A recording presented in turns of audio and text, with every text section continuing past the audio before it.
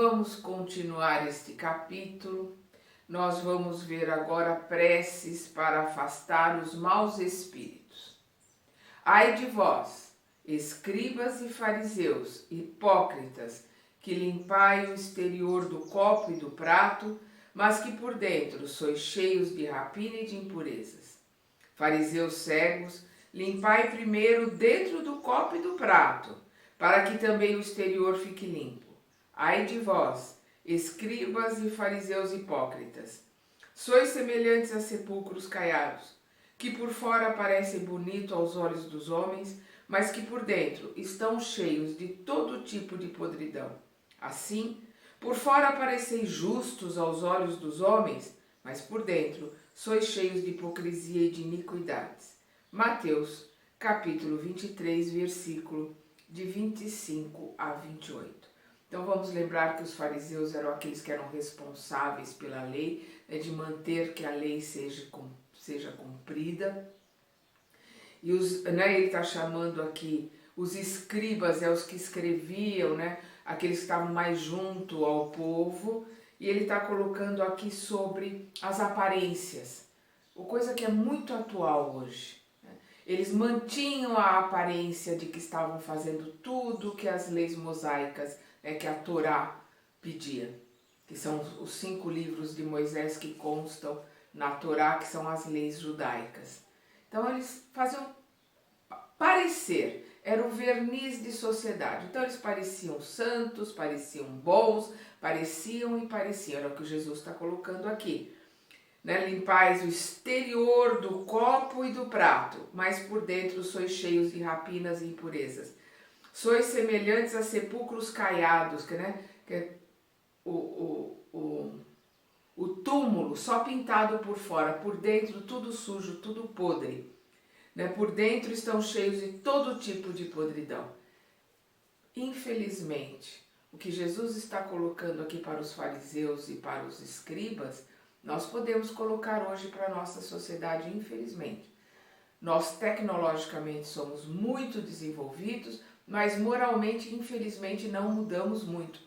Temos um verniz polido, um verniz de sociedade, mas por dentro, infelizmente, nós ainda somos politeístas, porque nós oramos a um Deus da materialidade, do capitalismo, das coisas do mundo?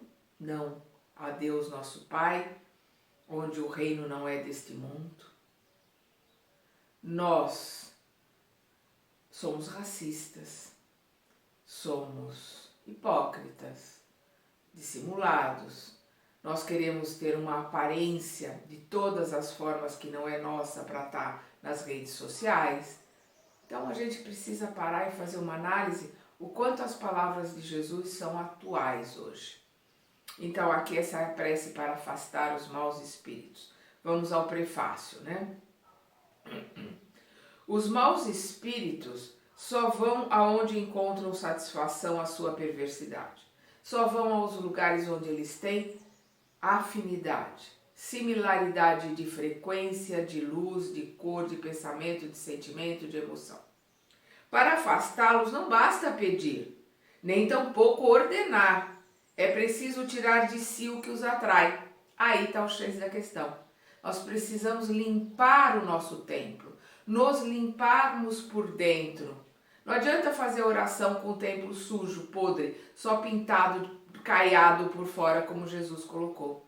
Nós temos que começar a fazer a limpeza por dentro, por isso vigiar e orar.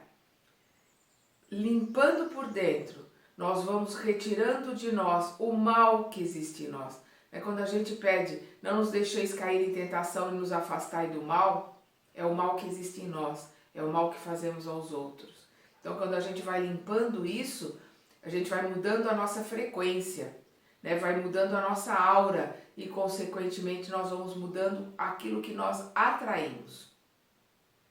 Os maus espíritos farejam as chagas da alma, como as moscas farejam as chagas do corpo.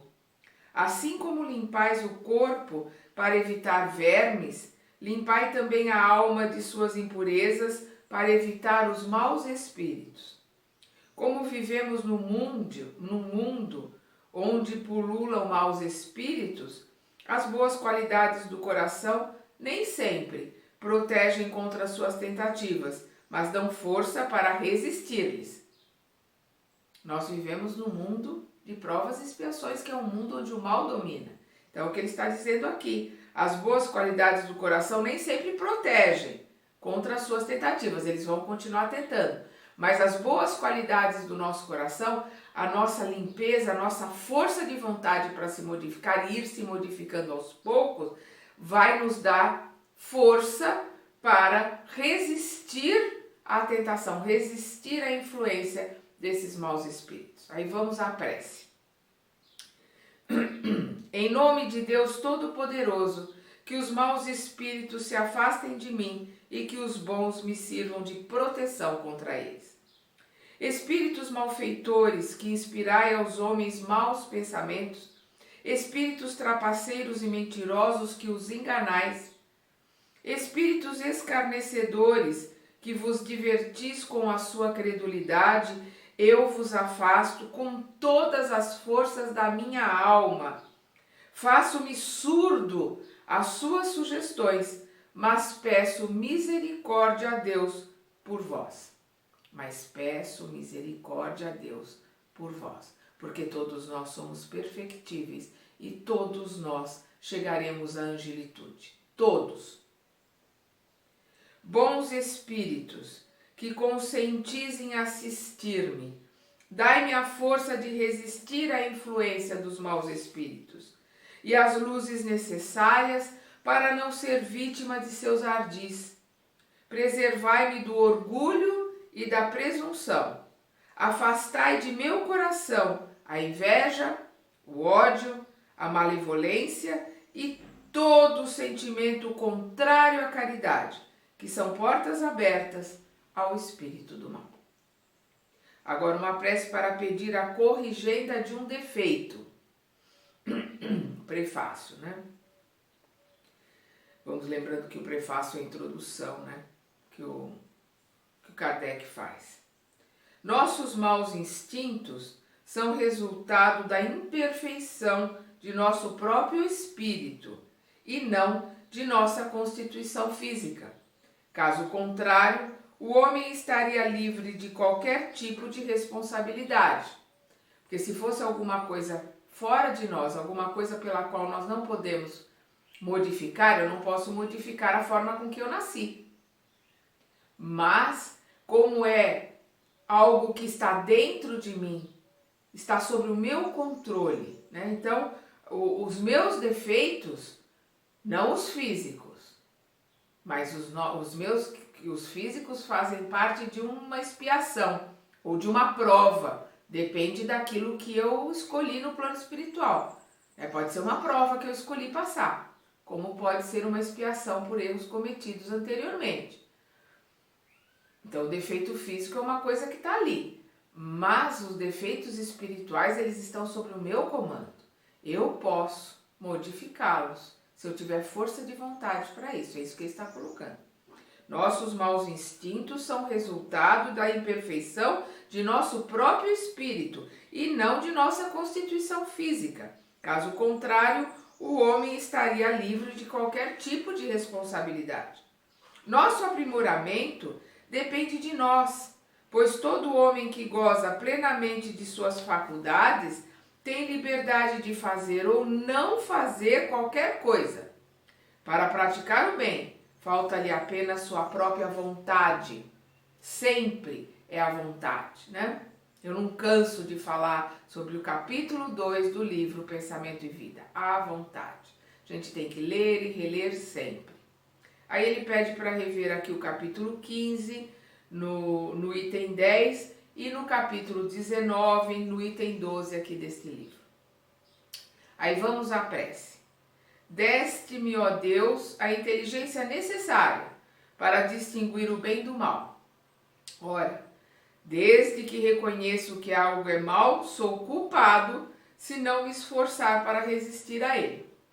Preservai-me do orgulho que poderia impedir-me de perceber meus defeitos e dos maus espíritos que poderiam tentar-me a perseverar neles.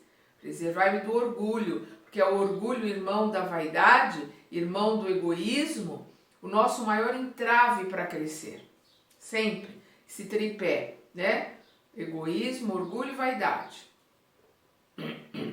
Entre minhas imperfeições, reconheço que sou particularmente inclinado a, e aqui a gente coloca o maior defeito, aquele que a gente está tentando ali corrigir. Para isso a gente precisa ter entrado dentro de si, para isso a gente precisa se conhecer, para saber quais são os nossos defeitos e aqueles com os quais nós vamos começar. Né? Vamos começar pela inveja, vamos começar pela vaidade, vamos começar pelo orgulho, vamos começar pelo egoísmo, pela prepotência. A gente vai ver pelo qual nós vamos começar e ir trabalhando. Aqui a gente, né, entre as minhas imperfeições, reconheço que sou particularmente inclinado a, coloca ali qual que é o defeito, e se não resisto a essa atração, é pelo hábito que contraí de ceder a ela.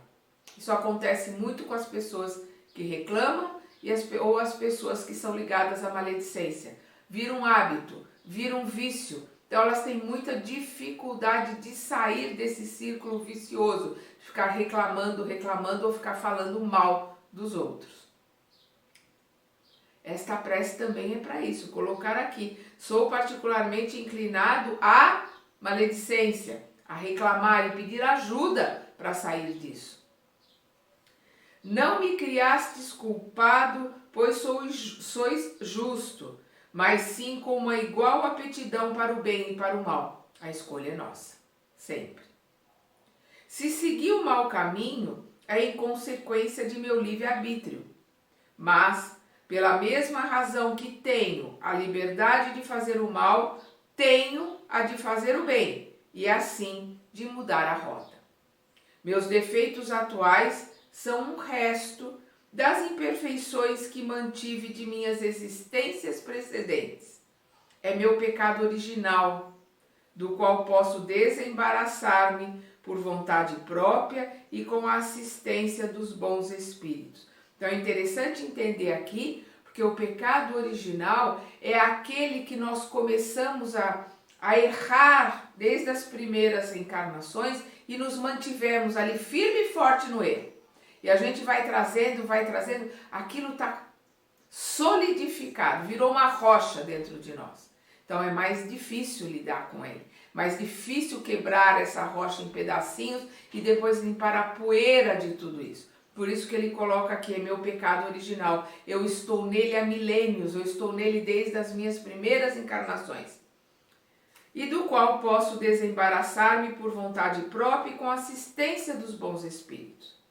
Bons espíritos que me protegeis. E sobretudo tu, meu anjo guardião, meu mentor, né? Não importa o nome que a gente dê. Dai-me a força de resistir às más sugestões e de sair vitorioso da luta. Os defeitos são barreiras que nos separam de Deus, e cada defeito superado é um passo no caminho de aperfeiçoamento que deve aprimorar-me, e cada defeito superado é um passo no caminho de aperfeiçoamento que deve aproximar-me dele, né, de Deus. O Senhor, em sua infinita misericórdia, concedeu-me a atual existência para servir ao meu aperfeiçoamento. Bons espíritos, ajudai-me a aproveitá-la, a fim de que não seja uma existência perdida para mim, e que, quando Deus quiser tirar-me dela, eu saia melhor do que entrei. Isso é fundamental. Que a gente possa, nesta encarnação, sair melhor do que veio, por ter aprendido, por ter se melhorado um pouco, por ter realizado mais um pouquinho da reforma íntima. Ele manda rever aqui o capítulo 5 deste livro, no item 5, e o capítulo 12 no item 3. Vamos agora para a prece para resistir a uma tentação. Prefácio. Todo mau pensamento pode ter duas fontes: a própria imperfeição de nossa alma ou uma funesta influência que age sobre ela. Neste último caso, na influência, é sempre um indício de uma fraqueza que nos torna vulneráveis a essa influência, em consequência de uma alma imperfeita, de tal forma que aquele que falha não poderia desculpar-se acusando a influência de um espírito estranho, uma vez que esse espírito não o incitaria ao mal se não o tivesse julgado acessível à sedução. Vamos entender isso, porque isso é um erro muito comum. As pessoas dizem: não fui eu fui influenciado por um mau espírito. Eu fiz isso porque eu estava tomado, eu estava influenciado. Isso não existe. Um espírito só se aproxima daqueles com o qual ele tem afinidade, sintonia de sentimentos e ideias. Nenhum espírito consegue influenciar alguém a fazer alguma coisa que lá dentro, no seu íntimo, verdadeiramente ela é contra. No seu íntimo, verdadeiramente ela não se compraz, ela não quer, ela não gosta, ela já superou esse defeito. Nada faz a pessoa retroagir aquilo que ela cresceu verdadeiramente. Realmente cresceu e realmente melhorou. Então, se você está fazendo alguma coisa, é porque você quis, porque lhe compraz, você está quentinho ali, em sintonia com aquele espírito que está te influenciando, mas você está muito bem, obrigado com ele, em sintonia.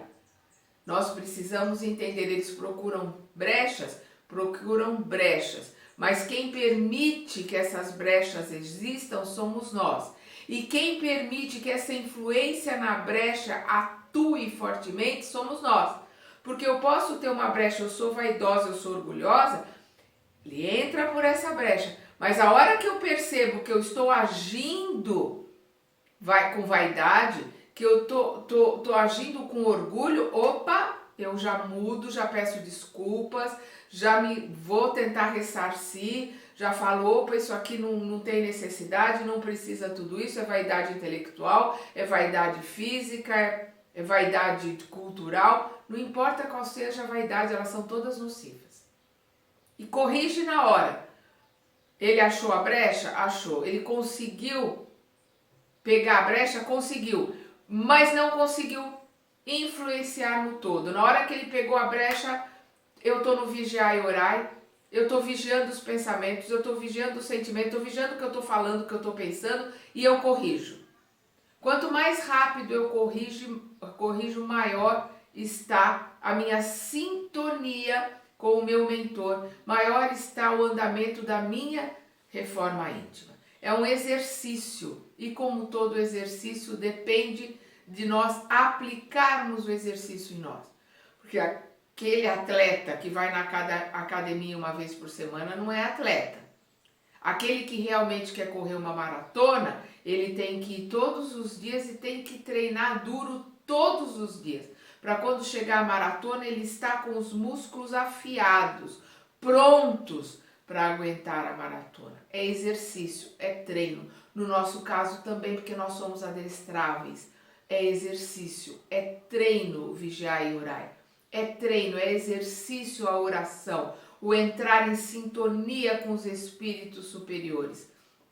É exercício, é treino. A tal ponto que chega uma hora que a hora que você fecha os olhos, ou a hora que você que você está num lugar que não quer fechar os olhos, mas você fecha os olhos internos, se tranca dentro de si no teu quarto, fecha a porta para o mundo de fora, você entra em oração, aquilo é automático. Porque a sintonia, ela já sabe o caminho, ela já entra em contato. Num minuto você está ali na sua oração, está entrando num outro patamar vibratório, aquilo muda todo o teu dia, muda todo o teu pensamento, muda todos os teus sentimentos. Portanto, quando surge em nós um mau pensamento, podemos imaginar um espírito malévolo incitando-nos ao mal, ao qual somos totalmente livres para ceder ou resistir, como se tratasse de um convite de uma pessoa viva. É aquela pessoa que chega, ó, vamos até o bar? Você vai ou não se você quiser. A escolha é sua. Com o espírito desencarnado é a mesma coisa. Ele está sentindo ali a brecha, ele fala, ó, vamos até o bar? Você vai atender ou não. Não faz diferença se o espírito que está querendo te influenciar é encarnado ou desencarnado. A resposta, o livre-arbítrio, é nosso nos dois casos. Mas devemos ao mesmo tempo imaginar nosso anjo guardião ou espírito protetor, que por sua vez combate em nós a má influência e espera com ansiedade a decisão que vamos tomar.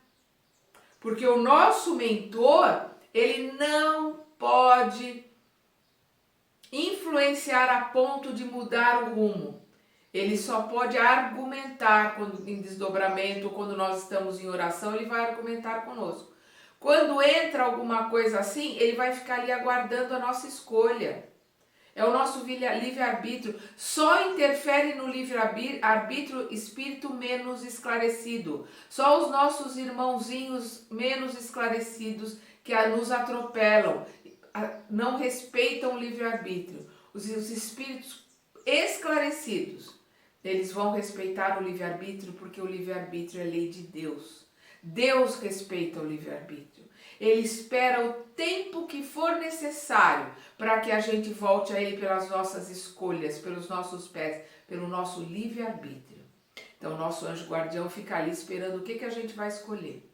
Dependendo da nossa escolha, ele chora e se afasta, espera a hora que a gente vai chamá-lo. Ou dependendo da nossa escolha, ele fica feliz e junto conosco, entra em oração conosco. Porque a gente, para se livrar do pensamento desse sentimento, é só através da oração. E aí ele nos dá força a hora que a gente entra em oração e nos ajuda a nos livrarmos da tentação de cair no erro que já existe em nós, alimentado por nós. Vou repetir. O espírito protetor que, por sua vez, combate em nós a má influência, mas devemos ao mesmo tempo imaginar que nosso anjo guardião ou espírito protetor, que, por sua vez, combate em nós a má influência e espera com ansiedade a decisão que vamos tomar. Nossa hesitação em fazer o mal é a voz do bom espírito que se faz ouvir pela consciência, porque todas as leis de Deus estão na nossa consciência. Todos os ensinamentos estão na nossa consciência. Então, a nossa consciência está, sim, sempre nos influenciando para o bem. Vai depender de nós escutarmos ou não a nossa consciência. O quanto nós estamos entrando dentro de nós, nos conhecendo, nos limpando, para que a nossa consciência possa aflorar cada vez mais, até a hora que ela começa a se iluminar aqui no nosso cardíaco. Porque conforme a gente vai se limpando, nós vamos clareando a nossa aura, vamos clareando a nossa vibração, né? A nossa frequência vai ficando cada vez melhor.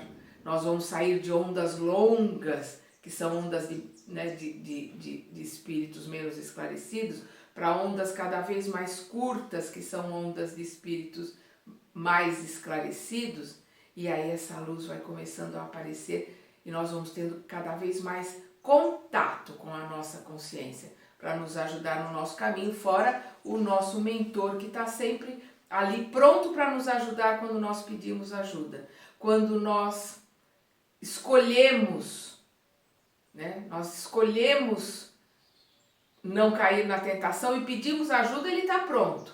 Mas se nós escolhermos o caminho errado, ele vai esperar a gente voltar para o caminho, para nos ajudar a limpar, para nos ajudar a entrar em oração mais firme e mais forte, para recomeçarmos. Não podemos esquecer do livre-arbítrio. Nossa hesitação em fazer o mal é a voz do bom espírito que se faz ouvir pela consciência. Reconhece-se que um pensamento é mau quando ele se afasta da caridade, que é a base de toda moral verdadeira. quando esse pensamento tem por origem o orgulho, a vaidade ou o egoísmo, quando sua realização pode causar qualquer prejuízo ao outro, quando enfim incita-nos a fazer aos outros o que não gostaríamos que nos fosse feito. Aí é certeza, estamos fazendo mal. Capítulo, ele pede para rever o capítulo 28 no item 15 e o capítulo 15 no item 10. Perdão.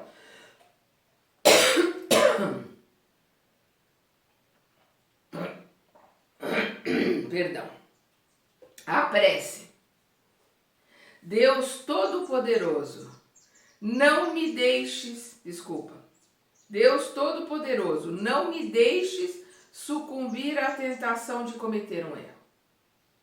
Espíritos benevolentes que me protegeis, desviai de mim esse mau pensamento e dai-me força a resistir à sugestão do mal. Se eu sucumbir, merecerei a expiação de minha falta, nesta vida ou noutra, porque fui livre para escolher. É o livre-arbítrio. Fui livre para escolher. Se eu sucumbir, merecerei a expiação de minha falta nesta vida ou noutra, porque fui livre para escolher. Agora, ação de graças pela vitória obtida sobre uma tentação. Prefácio. Aquele que resistiu a uma tentação deve-o à assistência dos bons espíritos, do qual escutou a voz. Deve agradecer a Deus e a seu anjo guardião. Prece. Ó Deus, agradeço-vos por me permitir sair vitorioso da luta que acabo de travar com o mal. Fazei que essa vitória me dê a força de resistir a novas tentações. E tu, meu anjo guardião, agradeço-te a assistência que me deste, que a submissão a teus conselhos faça-me novamente merecer a tua proteção. Então aqui nós vamos ver uma prece para pedir um conselho. Prefácio. Quando estamos indecisos em fazer ou não fazer algo, devemos, antes de tudo, propor-nos as seguintes questões. Primeiro, a coisa que hesito em fazer pode trazer algum prejuízo a alguém? Perdão. Pode ser útil a alguém? Essa é a segunda. A terceira, se alguém me fizesse o mesmo, isso iria agradar-me? Temos sempre que fazer essas questões, né? Ou, né, quando a gente vê muito na internet, o filtro de Sócrates, né? Sempre fazer essas questões antes de fazermos alguma coisa. Se essa coisa só tem interesse em si mesma, é aconselhável pôr na balança a soma das vantagens e dos inconvenientes pessoais que podem resultar dela. Se interessa a outro e se, fazendo bem a ele, pudesse fazer mal a um terceiro, é igualmente preciso pesar a soma do bem e do mal para abster-se ou agir. Enfim, mesmo para as melhores coisas, também é preciso considerar a oportunidade e as circunstâncias acessórias, pois uma coisa boa em si mesma pode ter maus resultados em mãos inábeis, se não é conduzida com prudência e circunspecção. Antes de empreendê-la, convém consultar suas forças e seus meios de execução. Em todo caso, pode-se sempre reclamar a assistência de seus espíritos protetores, servindo-se desta sábia máxima. Na dúvida, abstém-se. Capítulo 28, para rever, né, o capítulo 28, no item 38. Aí nós vamos lembrar daquele ditado, né? De boa intenção o inferno está cheio. Então, mesmo que você ache, não, estou fazendo para o bem, eu estou com toda a boa intenção, faça uma análise das consequências, faça uma oração, converse com o seu mentor, para ver se você não está agindo por orgulho, por vaidade, para mostrar que você sabe mais, para mostrar que a sua verdade é a verdade que tem que ser obedecida. Sabe? Tem muitas coisas em jogo atrás do eu estou fazendo o que é melhor para ele, para ela. Lembre-se sempre, de boa vontade o inferno está cheio. Isso é uma grande verdade. A prece. Bons espíritos que me protegeis, em nome de Deus Todo-Poderoso, inspirai-me a melhor resolução a tomar na incerteza em que me encontro. Dirigi meu pensamento para o bem e desviai a influência daqueles que tentariam afastar-me dele. Aqui está, dirigi meu pensamento para o bem e desviai a influência daqueles que tentariam afastar-me dele. Porque aquilo que às vezes a gente acha que é o bom, que é o melhor para a pessoa, a gente pode estar caindo num erro muito grande e estarmos sendo influenciados pelos espíritos que querem prejudicá-lo, nos enganando, nos acessando aquela brecha do nosso orgulho e da nossa vaidade. Não, vai lá, faz assim, porque isso é melhor para ele. Você sabe, você tem a verdade, você é uma pessoa boa, você ama, e quem ama não vai fazer nada de errado para um ser amado.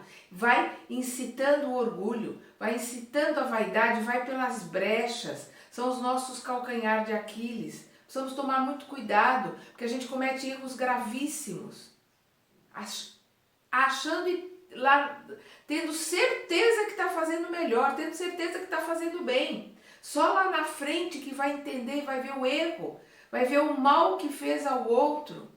Ou como a gente vê nos livros de André Luiz, as mães que em nome do amor passam a mão na cabeça, em nome do amor não deixam os filhos aprender a lidar com o mundo, depois no plano espiritual estão chorosas, estão implorando ajuda aos planos superiores para socorrerem os filhos porque são presunçosos, preguiçosos, orgulhosos, são